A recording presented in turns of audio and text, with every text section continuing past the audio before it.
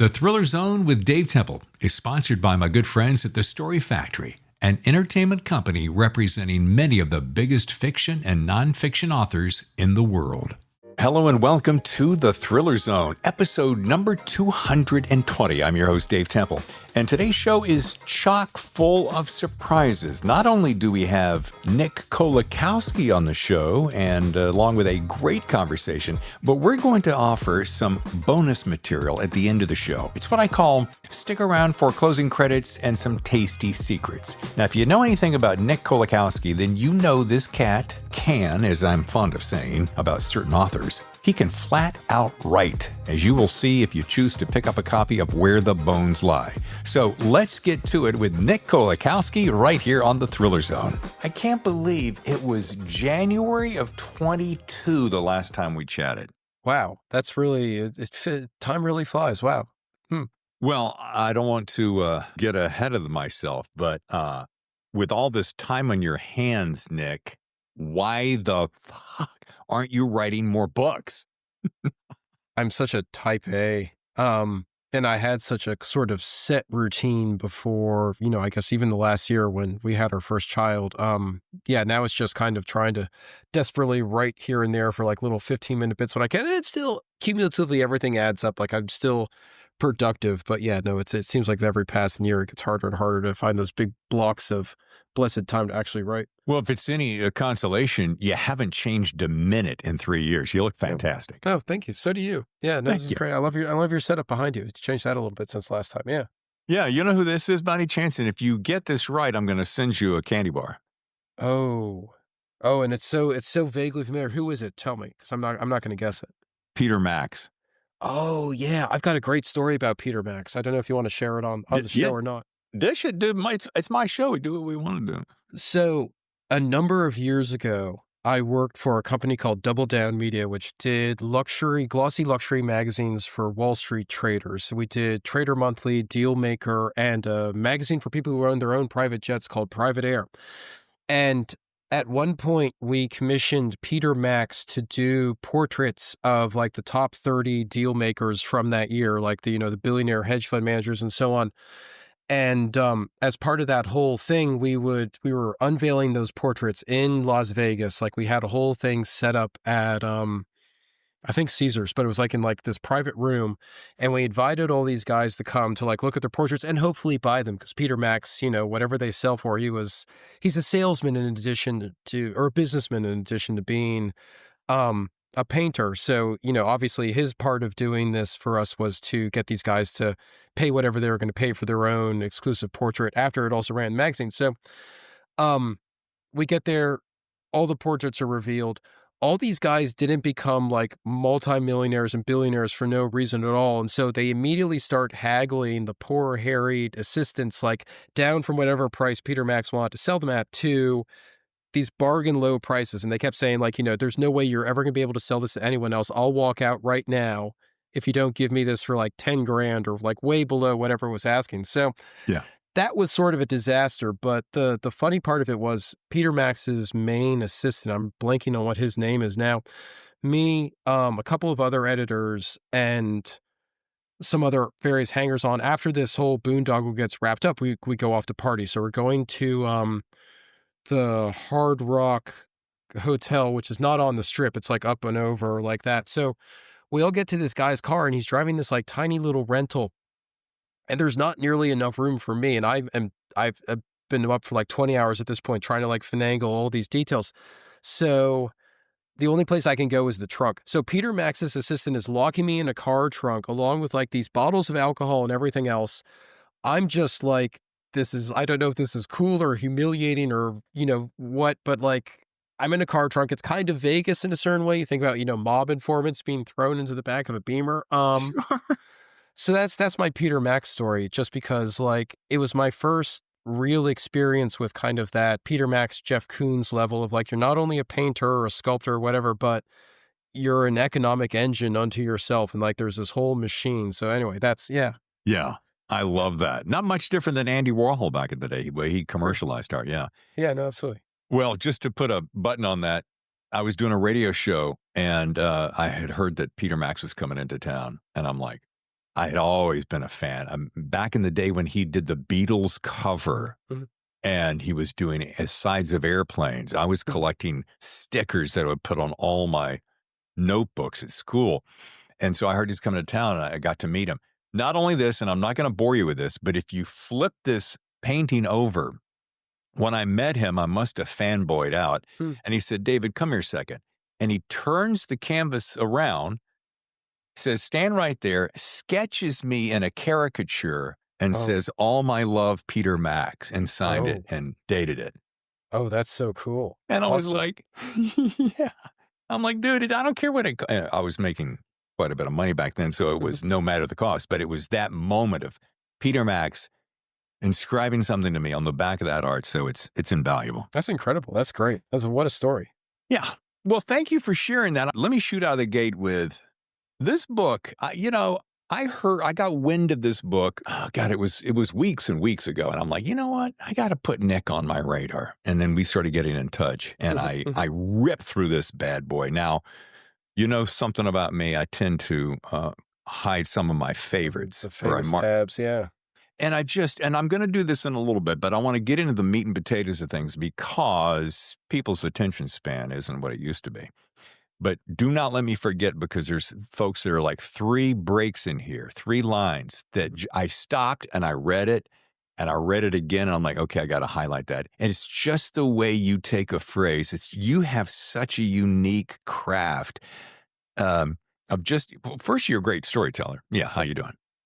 But then you have great little ways with phrases, which I'll share in a minute. All right. Also, to tee you up, I am a Substack subscriber of yours. Nice. Ink Stained Wretch is the Mhm. title. Where did that come from, by the way, real quick? Way back in the day, this was like 2008, I set up a personal website for freelancing, copy editing, copywriting, things like that. And it's an ironic phrase from one of my former editors-in-chief who once yelled at me that I was an ink-stained wretch because I was trying to give one too many strategic editorial opinions during during an all-hands bullpen meeting. He's just like, "You're an ink-stained wretch, get back to work." And so that always stuck. I love it. I'm going to come back to this because it's gonna folks are gonna the listeners who are writers are gonna gobble this up. Sure. But I want to start back with something. Anybody who knows you knows you're about crime, little dash of horror, Mm. Where the Bones Lie, Payback is Forever. You've been nominated for the Anthony, the Derringer. Short story Scorpions features this best mystery and suspense last year. So this cat, folks, has got the creds, but I want to dig down because you've been featured in Washington Post, McSweeney's Thuglet. How did your experience in journalism, and I know we covered this in the show 3 years ago, Mm. but I want to know about journalism, freelance writing, how that has helped your approach to fiction. Mhm. It's pretty straightforward. So I was lucky enough to enter journalism a little teeny tiny bit before the massive collapse that gripped that whole industry, like kind of at the tail end of the aughts. And when I got into it, I was kind of thrown into the deep end head first, but I was primarily a travel journalist initially, a travel journalist and a celebrity journalist, I guess, celebrity interviewer. I'm not sure what you call that kind of creature. Um, but one of the things that was great about it is that it put me on the road probably about 3 weeks out of any given month, and I went all around the world. I went to Japan, I went to Central America, Cuba, Europe, etc. And so this was a few years before I started fiction writing in earnest, but what all those experiences gave me was kind of this massive database, tarball, whatever you want to call it, in the form of however many, like 30 or 40 notebooks that I carried with me at the time on the road, filled with just like location details and interesting people. Like I was always jotting in notebooks, even if it didn't actually end up in whatever article I was assigned to write. And so when you read my fiction, every book, every location characters go to, whether it's like Nicaragua or LA or whatever, is a place where I've actually been. And a lot of my characters are obviously heightened for fiction, but oftentimes they are some combination of people who I've met before, worked with, interviewed, etc. Again, like with crime fiction, you kind of have to give your characters often, unhinged secret that they're desperately trying to like hide from everyone else, or some sort of like lethal capability or something along those lines. Sure. But, I try to ground it in people I know to a certain extent. Yeah, so that's kind of where all that has come from, how it's influenced it. Well, and on a similar note, you've done novels, you've done short stories, you've done articles. How does your writing process differ? And I don't know if this is a Captain Obvious question, so if it is, just bear with me. But is there how do you approach it differently? Because you've got the novel, we'll call it 85, 90 to 120,000 words versus, short stories, maybe, 10, 20, 30. Um, how does that writing process differ when you're approaching those two different genres? It's a really good question. So I always see short stories as relatively monolithic, and what I mean by that is, and granted, I'm not George Saunders by any extent of the imagination. There's loads of short story theory that people will dig into for hours if you open a bottle of wine in front of them and tell them to opine loquaciously on the subject. But from my rather kind of simplistic perspective, a short story is a buildup that leads to kind of like a single point. It's almost like a really good stand-up comedian doing their stand-up routine where everything eventually leads to a punchline of some sort. And so what I'll often do with short stories is I'll have the punchline and then I'll unwind from there. I often start with kind of the climax to whatever. The same with Scorpions, the story that was just in the most recent Best American Mystery and Suspense, BAMS. That story, for example, just started with this idea that I wanted. I'm desperately trying not to give anything away to people who haven't read it yet, but I wanted the rug pulled out from underneath somebody by their best friend, and working from there, kind of extrapolated back and threw in all these other details that I want to add about, kind of the state of current policing and some other things that I've just kind of been percolating there for years. With a novel, obviously, there are people who do very good at kind of like the singular buildup to the one punchline, but obviously, when you're working at kind of that greater length, that 100,000 words, 80,000 words, what have you, you have to build in all these other sort of touch points and flips and buildups and twists in order to kind of keep the audience's interest sustained, because it's extremely hard to sustain that same kind of singular line all the way through. Sure. Jordan Harper, at one point, he's for those who don't know, he's the absolutely brilliant writer behind so many excellent books. Everybody knows Last King in California, etc. He says that a novel, and I'm being horribly reductive here, but that a novel, especially a mystery or a thriller, is a series of it's one large question and answer, like who done it, but within that there's a constant cycle of smaller questions and answers constantly kind of rolling. And his goal with every chapter is like, what's the question? What's the answer? Every sequence, what's the question? What's the answer? And kind of building up suspense that way and kind of pulling the audience forward. And that's kind of roughly now just what I try to do with novels. You try to build up these smaller things within this larger thing that kind of keeps the audience moving forward, no matter how long it is. So I love that. And it's so good. And it reminds me of, and I'm going to give you a heads up, bear with me on this language, but there is I'm taking a little bit of Blake Crouch from Save the Cat, and myself. Like, I always work on this, and excuse this, it's like, what the fuck? And then what the fuck? Now he says, add in beats where it says, oh shit. Oh shit. So I go, what the fuck? Oh shit. What the fuck? Oh shit. Right. So when I'm getting into those hairy situations, I want the reader to go, oh fuck, holy shit, right? Yeah. That's a good way to do it, yeah. Well, yours is way more eloquent, and my father, rest his soul, Pastor Temple, would look at me and go, son, you couldn't come with other words than that.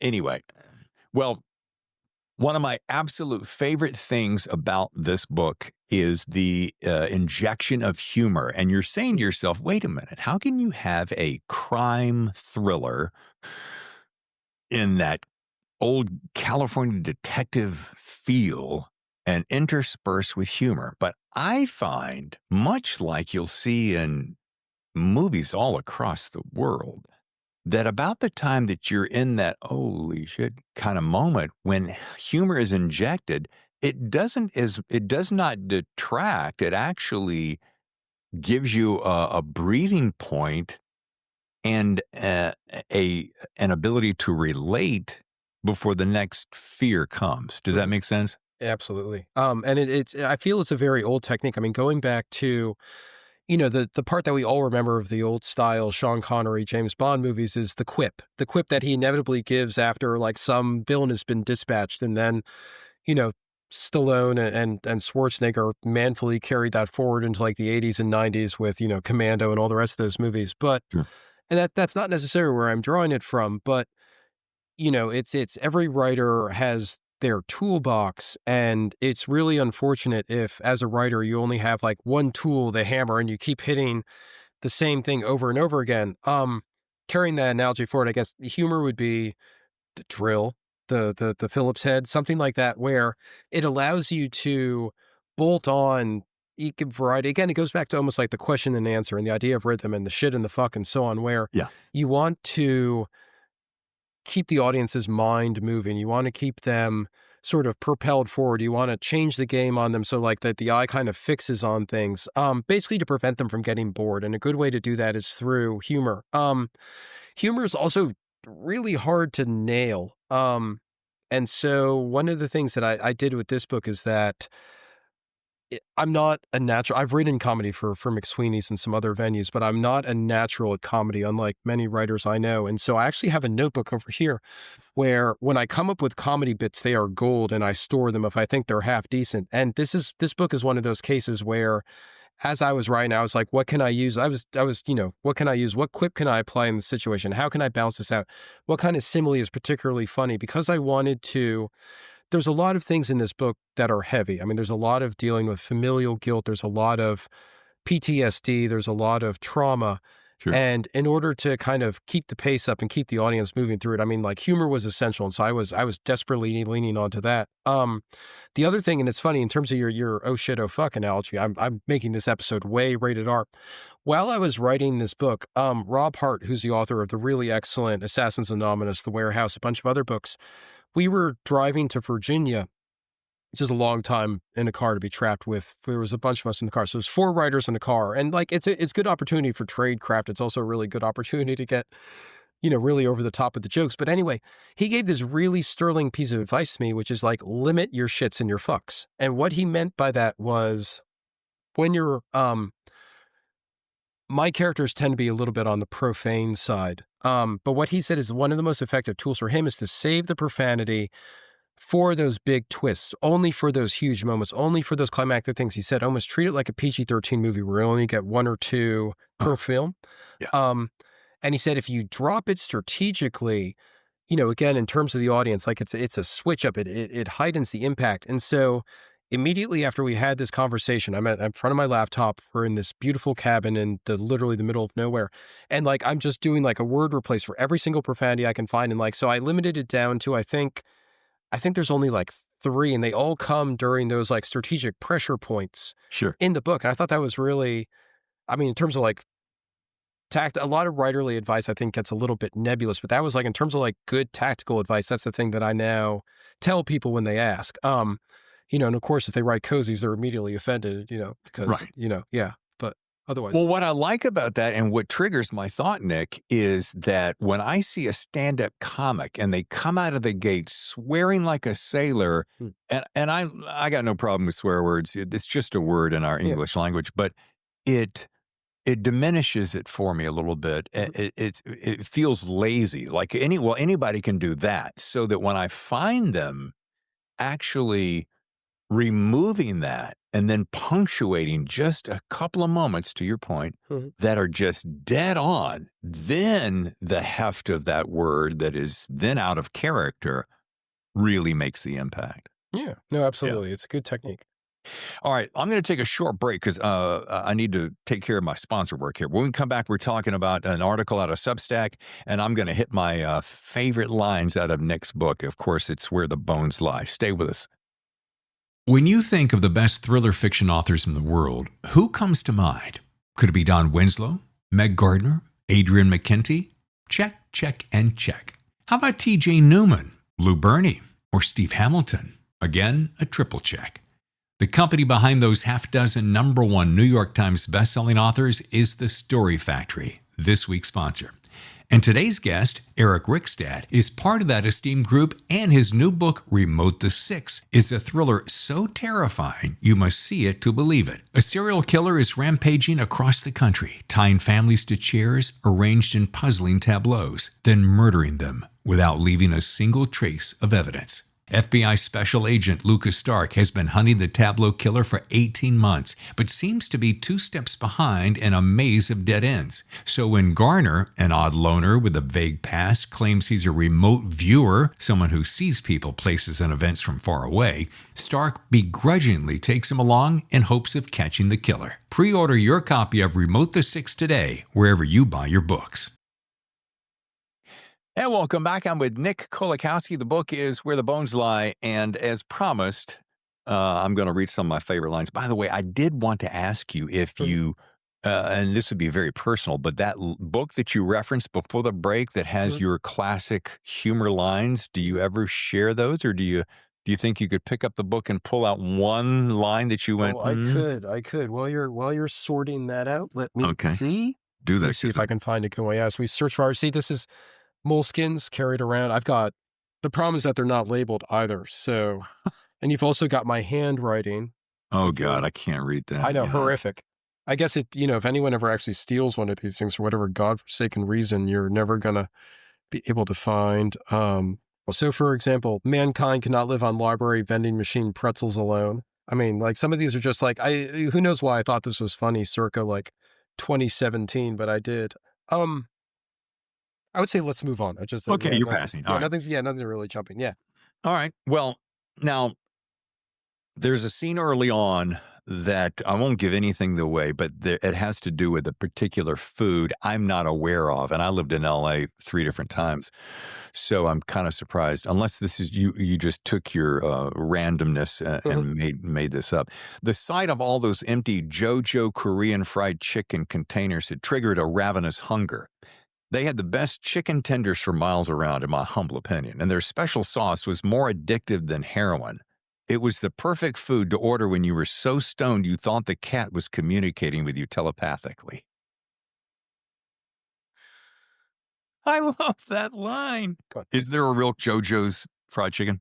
This is actually a suggestion for people who live in New York. There is a Cuckoo Chicken, which is down the street from me in New York here, which has indeed the finest Korean fried chicken tenders you will ever eat, probably this side of Seoul, combined with a Thai chili glaze sauce, which is absolutely not too sweet, not too hot, absolutely impeccable. So and I think when I was writing that particular passage, my wife and I try to resist as hard as we can because it's not exactly great for, not great for the arteries. But yeah, it's actually a New York-based place. And then the pot line, many years ago, a friend of mine who was a notorious stoner actually called me in a panic because he was desperately high and said that the cat was trying to telepathically communicate with him, but the message wasn't quite coming through. I'm standing there with my phone being like, what? Like it's some sort of like work situation. So that, again, I mean, I'm not sure that was ever in a notebook, but that always stuck with me. But no, JoJo's is Cuckoo, and Cuckoo is anyone who comes to New York, you're in the mood for fried chicken, you cannot do better. Next time I'm there, I'm looking you up. We're going down there. We are. We absolutely are. Yes. All right, here's another one. This is just a great turn of a phrase. I woke up feeling like a black hole had pierced the core of my being, draining all hope and light. Not to get too dramatic about it or anything. It wasn't the black hole's first visit.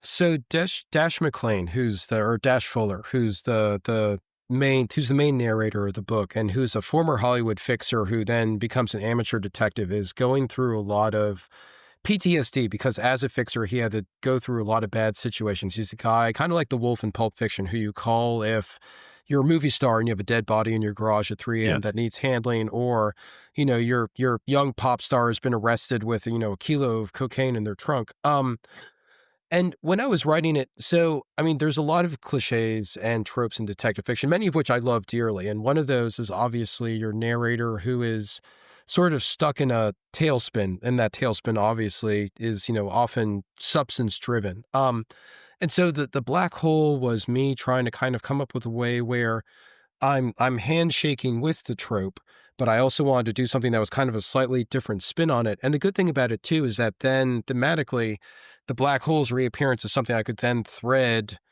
throughout the rest of the book, like the black hole looming. But yeah, no, I like it. That's a phrase that actually stuck through a lot of edits. So I fought to have that stay in there. So I'm really glad you dug that.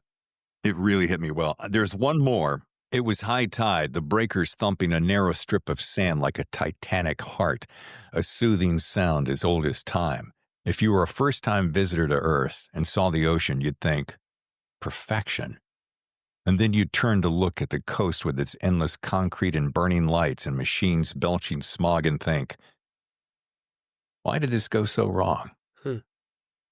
The philosophical tint of that in amongst all the murder and mayhem was just impeccable juxtaposition. Thank you. And that's very personal because my sister-in-law lives in Long Beach. And so I've spent a lot of time. If you know Long Beach, there's that whole strip and then there's that thing floating offshore. I'm not exactly 100% sure what it is. I don't know if it's like oil related or whatever. It's like this huge superstructure that you can just barely see off it.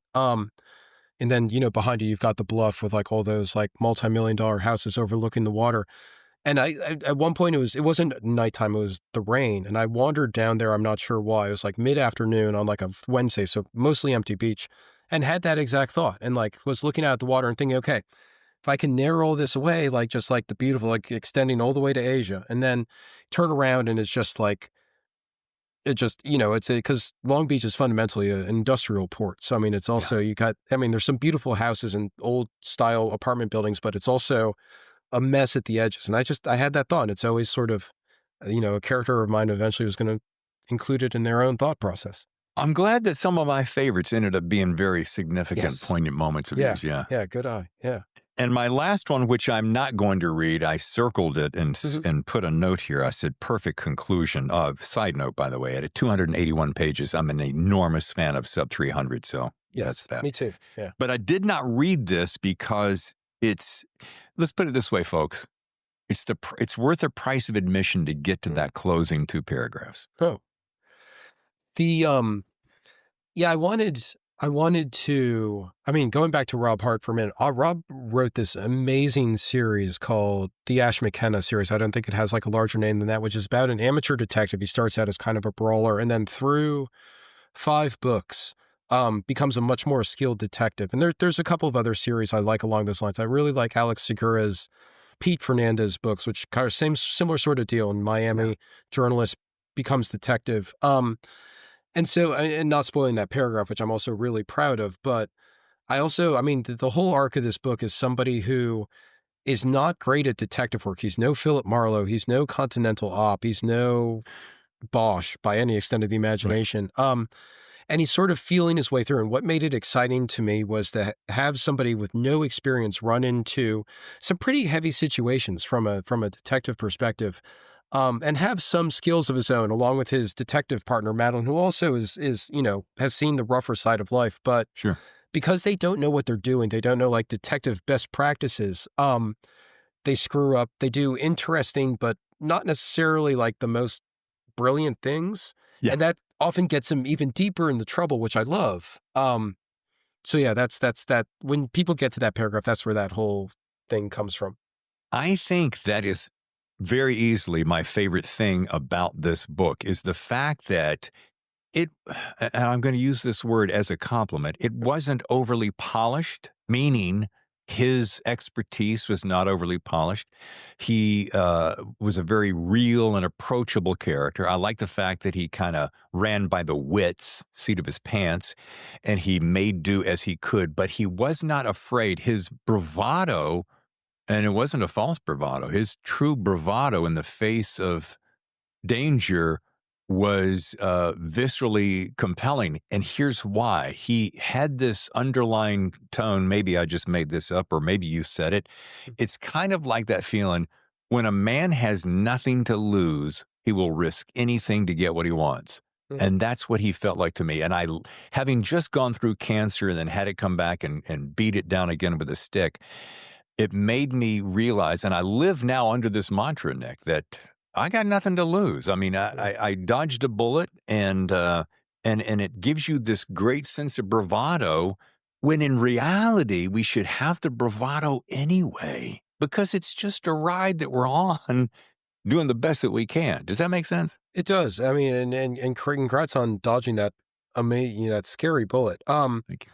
Yeah, no, Dash is a character who everything for him is terminated. His career has been terminated, or he terminated his career because he couldn't deal with it anymore. And he's utterly without any sort of meaningful connection in a lot of ways in the world. And initially that throws him into the pit of despair. And then as he goes along, he sort of realizes subconsciously and then much more consciously that, the field is barren. Now he can sort of build a new house, build a new structure for himself. And that's, I mean, one of the things when I was writing this book I wanted to do, so much of the noir I love and so much of the detective fiction is about the tailspin. It's about like sort of, finally, you have your character who goes from the gutter to like the full impact in death or like jail or whatever, however you want to end, your typical noir novel.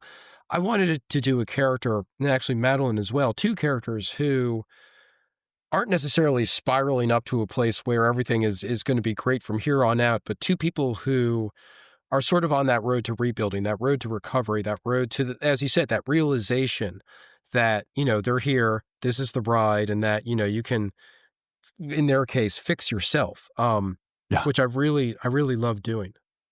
Well, and I think you've just answered my question that I have not even asked yet, and it was this. I'm like, this book is an homage to the, classic Mhm. California detective novel, which I'm an enormous fan of. I always have been since way back, which is why one of my books, The Poser, I thought, oh, I'll try my hand at that, and I didn't do it nearly as eloquently as you. But what I want to know, what drew you to this subgenre, and how did you, for lack of a better term, modernize it to 2025? So my entry into reading in general when I was a little kid started when my dad gave me a copy of Philip Marlowe's Trouble's My Business. I must have been like 9 or 10. So that Good. that that was my entry point, and then, obviously after that, Dashiell Hammett, I like all the McDonald, like all the classics that kind of start out. But I was also terrified to approach. I mean, I've written a lot of crime and noir fiction, but nothing had ever featured a detective before. And the reason for that is because I was always terrified when you stare at sort of the greats. Um, it's really easy to get very intimidated by that, and Connolly and everyone else, and try to figure out.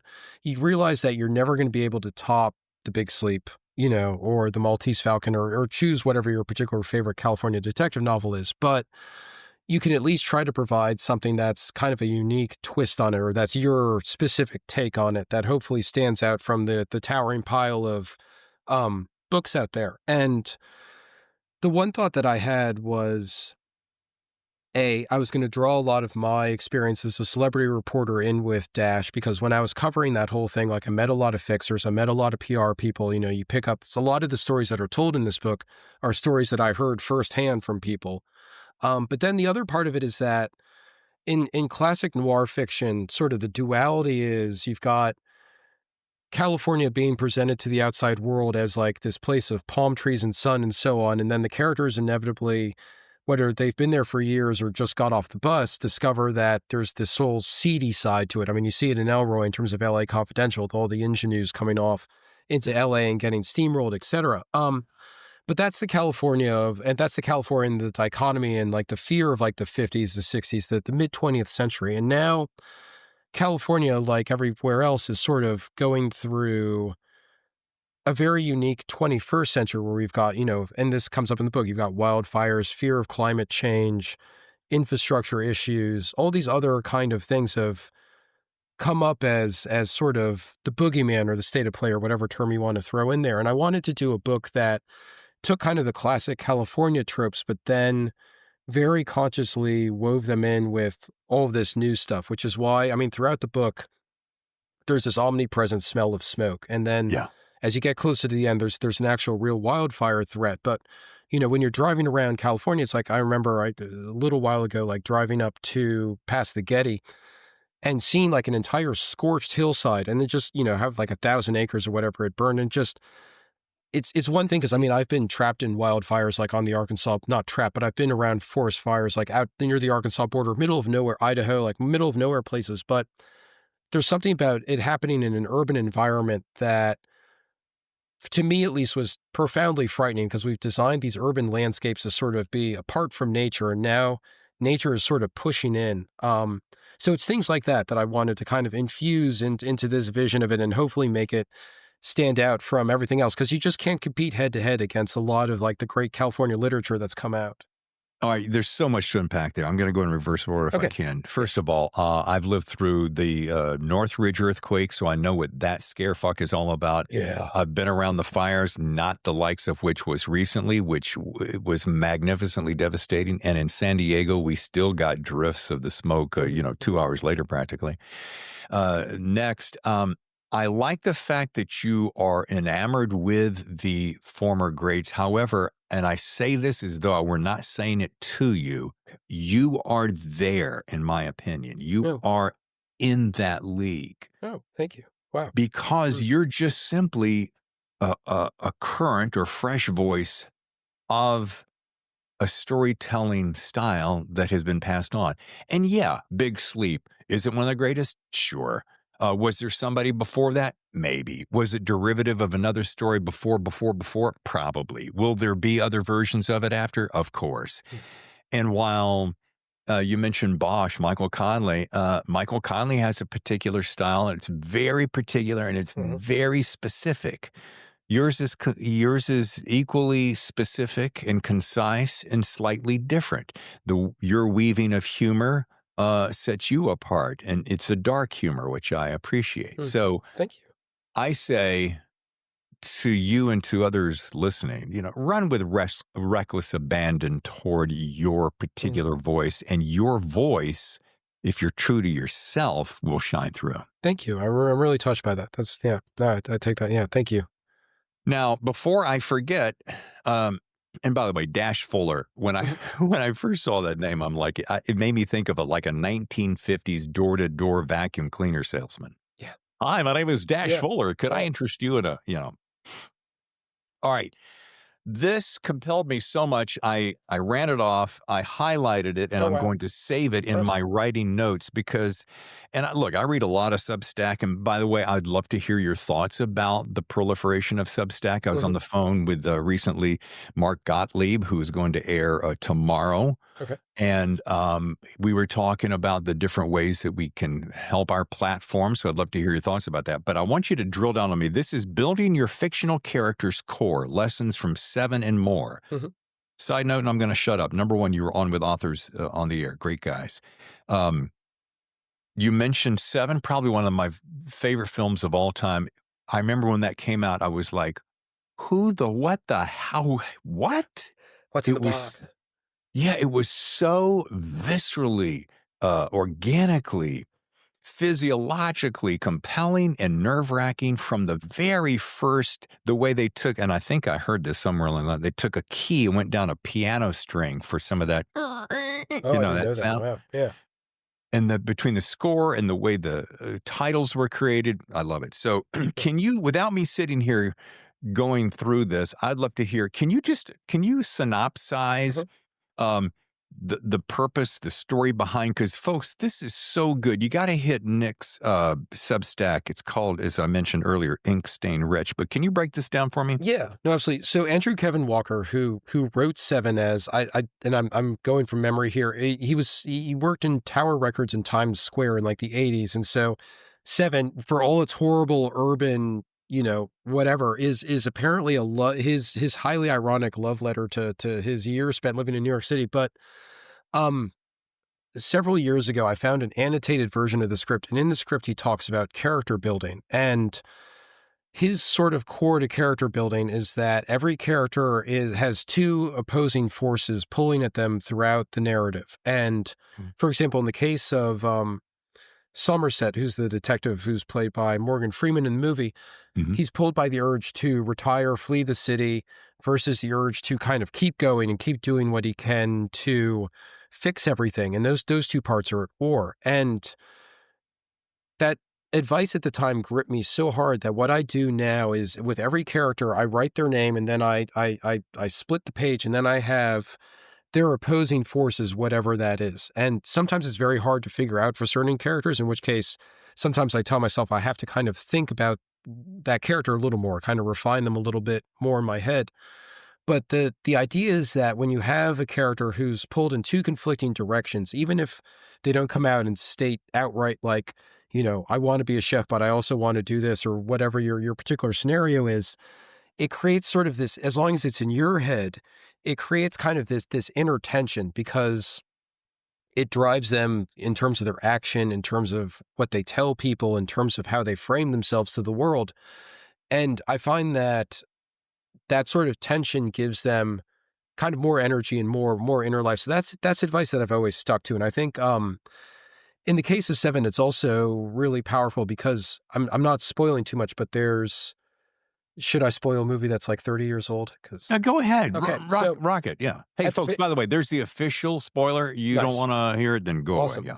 So, spoiler alert for a 30-year-old movie, but Kevin Spacey as like probably one of the creepiest serial killers since Hannibal Lecter ever committed to film, near the end of the movie has this bizarre aside where he tells Brad Pitt, who's looming over him with a gun, that, he tried the life of a simple man. And he's saying this as a threat because he's about to reveal something really terrible. But it makes me think that the dichotomy for that character, John Doe, is that on one hand, it's keep serial killing, or not serial kill and like do his best to like not give in to like his impulses. And even though that character doesn't have a lot of screen time, I've always felt that also creates that tension with him, that you have somebody who's kind of like struggling a little bit with himself. And I think that comes out to a certain extent, in the argument that they have in the car leading to that scene and so on. So I mean, it's something I like to do. And I think it's also, like I said, I mean, it's a good thought exercise before you start writing, because if you can't figure out that characters like conflict, if you can't figure out their polarities, then sometimes it's worth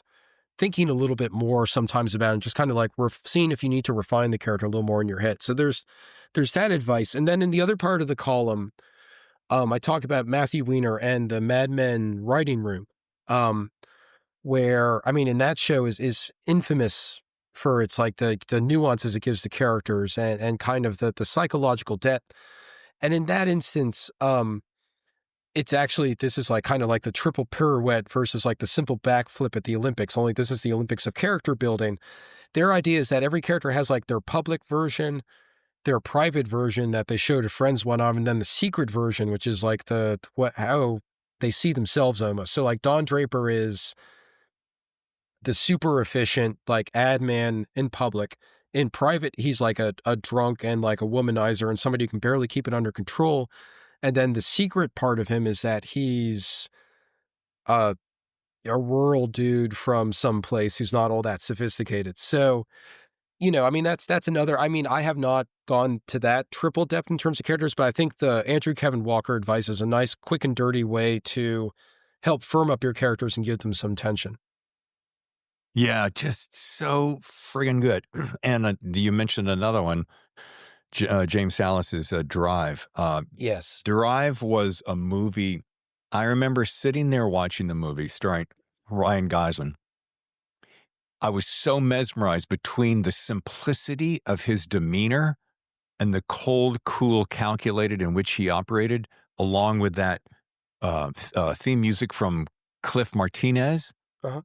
I left that theater. I went and bought the soundtrack. I listened to that soundtrack until I thought I was going to burn it out. Yeah. I went and saw the movie again, listened to the soundtrack, ended up buying the movie. Mm-hmm. I mean, it was one of those things, I don't know what it was, but it was a perfect storm of storytelling and talking about juxtaposed responses in a particular character. Remember when, and it was such a brilliant move, who is the comedian who plays the heavy in Drive? It's Albert Brooks. Yeah. Okay. So you got Albert Brooks, who's been known his entire career for being probably one of the best, most popular, most famous comedians of all time. Mm-hmm. Plays this character so quietly dark that you can't help but lean in and watch his every move. And then that one scene with the knife and the arm, and anyway. Yeah. Just brilliant filmmaking. And this is what the point is. I feel like it sounds like I'm rambling, but I'm not. When I read your breakdown of these examples in the Substack, and then I'm, of course, finishing the book in record time, it made me do two things. One, for the love of Pete and everything holy, have you gotten any bites on getting this turned into a film? So the answer is I'm between agents right now. So as soon as I cycle up, and I'm feel like I'm fairly close to landing another one. And when I do, like that's step number one is doing that. Yeah. I wish with all that I am, I'm an indie filmmaker. I only have one, but I have like half a dozen shorts, and my brain is just hardwired for that. Yeah. I wish I had the financial wherewithal, and I've only felt this way about maybe a dozen books in the 4 years that we've been doing this show. Almost approaching 300 episodes. This is one I'm like, oh God, I wish I could option this to make it because it's. Well, from you to the universe. I hope so. Yes. So that's number one. Number two, I think at the very closing paragraph, which I did not read, which is a perfect closer, is it safe to me ask this? And if you don't want to answer, feel completely free, or if you want me to just scratch this out. Okay. But it really feels like it's a perfect little tee up. Mm-hmm.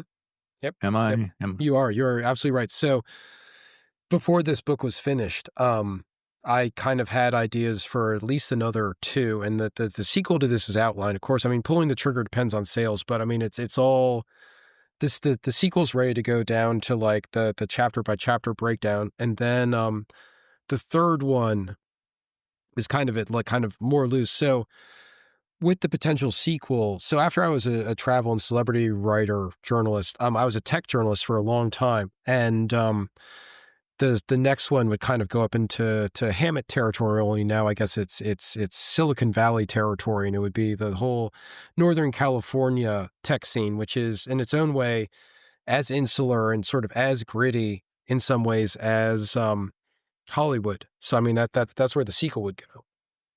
Well, I want to be first in line to read it. Oh, and I want to be first in line to chat about it. Yes, absolutely. Right. You will. Well, this has been chock full of goodness, Nick. Yeah, thank you for having me on. It's always a pleasure. It's been too long, as you were saying before, and it's always great to be back. 3 years. I know. Well, I don't think that the next one will take that long. No, hopefully not. I do have to finish, as I always do. You know what I close with, best writing advice. Mm-hmm. Now, I would love to impress you and tell you that I remember the writing advice from 3 years ago, but I don't. So it can either be changed or not changed. I don't care. But if you were closing to our aspiring writers and saying, hey, folks, listen up.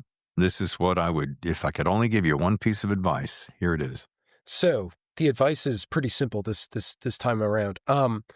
I was a pantser, i.e. I kind of like wrote as the muse took me for all of my previous books. This is the first book that I outlined. And even if you're a pantser, even if you're comfortable with that, I fully advocate that you give outlining a try, because especially if you're doing a mystery with a lot of little moving parts and red herrings and whatnot, it saves you so many rewrites. And so, yeah, I mean, outline early, outline often, trust that the outline will change, and that's okay because the ending of this changed from the outline to the final book. But having that scaffolding is absolutely the best gift you can give yourself as you're heading into your main kind of novel writing period. Superb advice. And two things. One, take the pressure off yourself and tell you that it doesn't have to be like Jeffrey Deaver, who is well known for 300 pages outline. Mm-hmm. Tell yourself you're going to give it a 10-page outline, 5-page outline. Heck, do a one. Listen, I'm jumping on your advice. I'm sorry, but what I'm trying to do is take the pressure off and just go whatever that thing is. But I'm with you. I think that the amount of time that it saves you, and you're going to give yourself the permission to be able to go, I'm going to stick with it, or I'm not. I'm going to be close. But it's kind of like taking a trip. Here's something that dates you. You grab a map. Mm-hmm. Remember what those are, folks? Oh, yeah. Grab a map and go, okay, I'm going to take a trip. I'm going to go from point A to point B, but okay, just give me the highways and the map. But if I want to take a beat off the beaten path, I'll just do that as I go, but at least have some kind of a guide to get me there. Yes, absolutely. I mean, it's just, like I said, I mean, the ending changed radically between the outline and the whatnot, but I mean, it saved me so much time in retrospect. Yeah.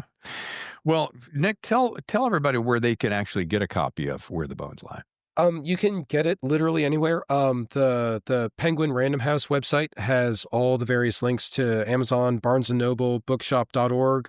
It's probably at your local indie bookstore. When it came out the other week, we took a little tour. It seemed to be, on various shelves in various places. Datura Books, which is the main publisher, also their website. So Google the name. It's anywhere. It's anywhere you'd like to buy your books. Awesome. All right. Well, folks, I'd love to close with this. He has a blurb at the top, and we have a great conversation with Mr. Mark Gottlieb tomorrow on the show about blurbs. You'll want to tune in. But Meg Gardner, #1 New York Times bestselling author and probably the biggest fan of the Thriller Zone, if I may toot that horn, Nice. says, I road trip into California's gleaming, seething underbelly. Movie stars, mobsters, wildfires, buckle up and hold on for a heady ride. Nice. Yeah, I'd love to. That made when she sent that quote back to me, I just like, like it's like being touched by angels. So it's like, so, it's great. Folks, learn more at nickkolakowski.com on the screen here below. And Nick, once again, always a thorough pleasure. Yes, this absolutely was. Thank you so much. I loved this. Thanks again, Nick. Always a good time.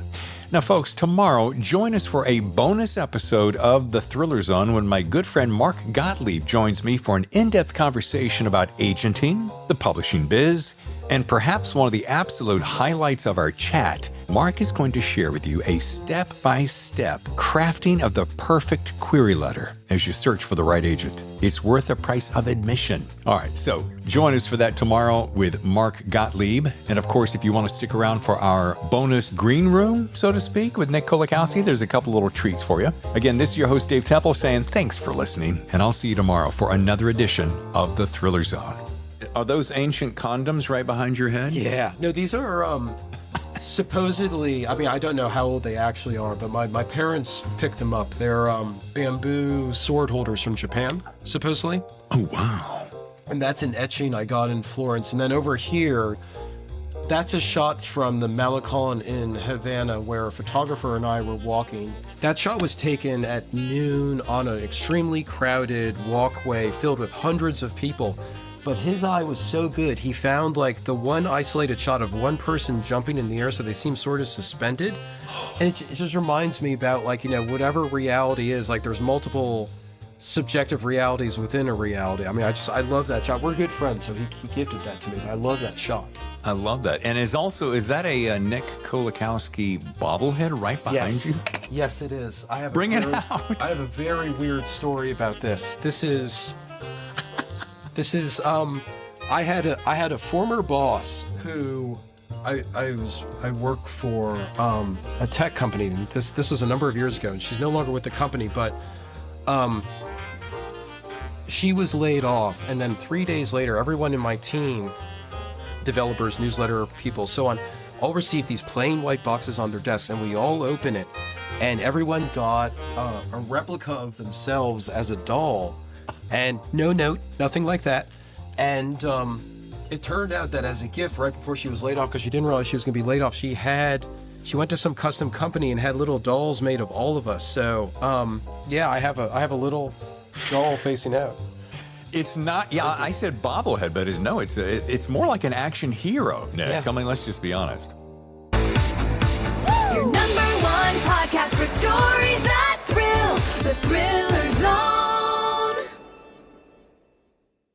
The Thriller Zone with Dave Temple has been sponsored by my good friends at The Story Factory, an entertainment company representing many of the biggest fiction and nonfiction authors in the world.